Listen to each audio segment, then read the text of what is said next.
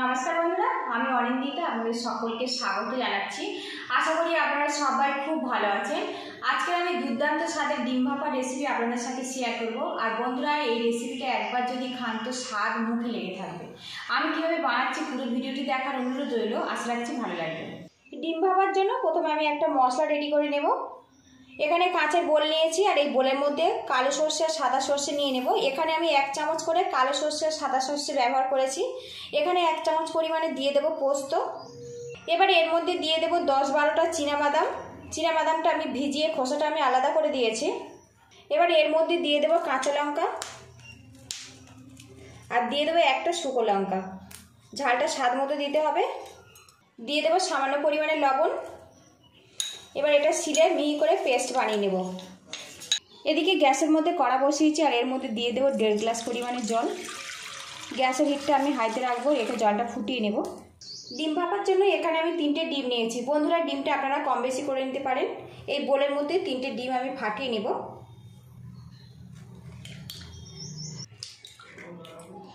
এবার এই ডিমের মধ্যে স্বাদ মতো লবণ দিয়ে দেব। এবার এই ডিমটা ভালো করে মিক্স করে নেব। এদিকে দেখুন, ডিমের মিশ্রণটা কিন্তু আমার সুন্দরভাবে রেডি হয়ে গেছে আর এইভাবে রেডি করে নিতে হবে। এদিকে দেখুন, জলটা কিন্তু বেশ ফুটে গেছে। এবারে এর মধ্যে ডিমের ব্যাটারটা আমি দিয়ে দেব।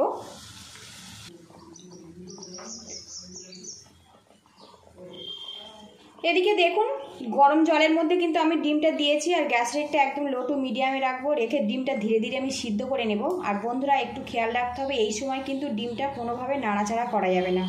একটু ধৈর্য ধরে ডিমটা শক্ত করে রেডি করে নিতে হবে। এদিকে দেখুন, ডিমটা কিন্তু বেশ শক্ত হয়ে গেছে আর এই ডিমটা কিন্তু শক্ত হতে আমার 3 থেকে 4 মিনিট সময় লেগেছে।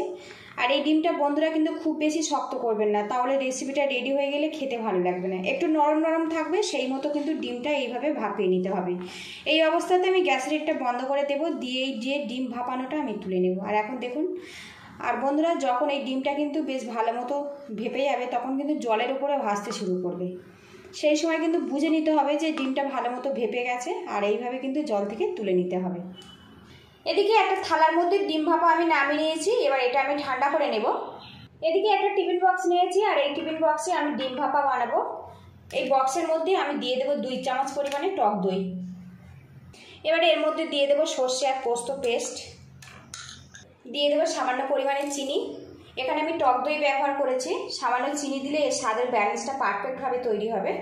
দিয়ে দেবো সামান্য পরিমাণে হলুদের গুঁড়ো। এর মধ্যে দিয়ে দেবো স্বাদ মতো লবণ।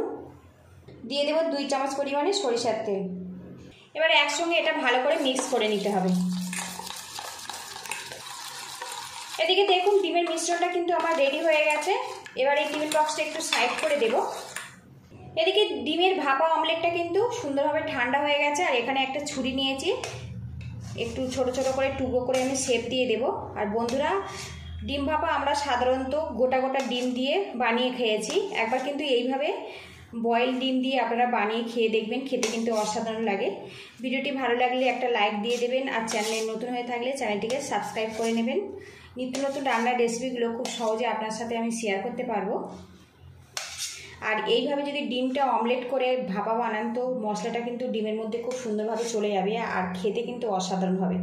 সবগুলো দেখুন আমি টুকরো করে কেটে নিয়েছি, এইভাবে টুকরো করে কেটে নিতে হবে। এবারে দেখুন, টিফিন বক্সের মধ্যে আমি ডিমের টুকরোগুলো দিয়ে দেবো। আর এখন ডিমের টুকরোগুলো কিন্তু দেখে মনে হচ্ছে পনিরের টুকরোর মতো। দেখুন, একদম চৌকো চৌকো শেপ দিয়ে।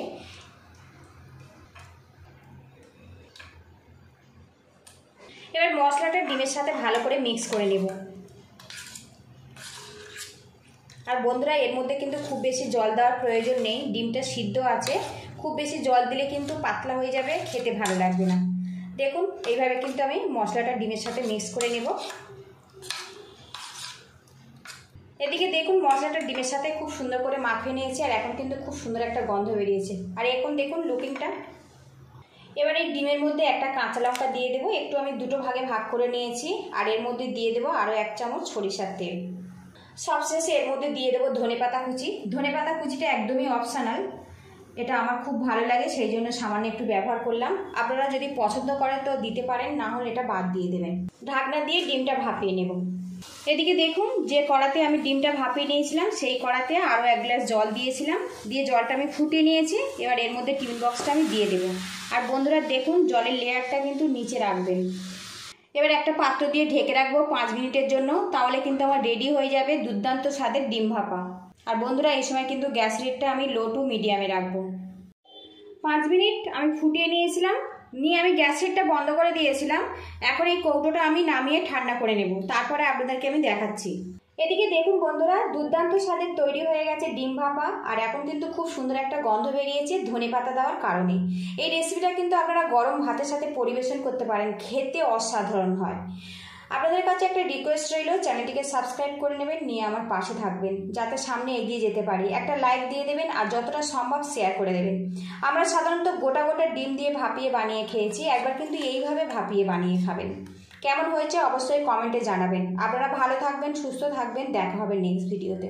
তো বন্ধুরা দেখুন, আর এই রকম গ্রেভি অবস্থাতে নামাবেন, তবে কিন্তু ভাতের সাথে খেতে অসাধারণ হবে। খুব বেশি কিন্তু পাতলা ঝোল করবেন না, একটু মাখা মাখা করবেন, তবে কিন্তু অসাধারণ হবে। তো দেখুন, তো বন্ধুরা এইভাবে ডিম ভাপা বানিয়ে খেলে স্বাদ কিন্তু বহুদিন মুখে লেগে থাকবে।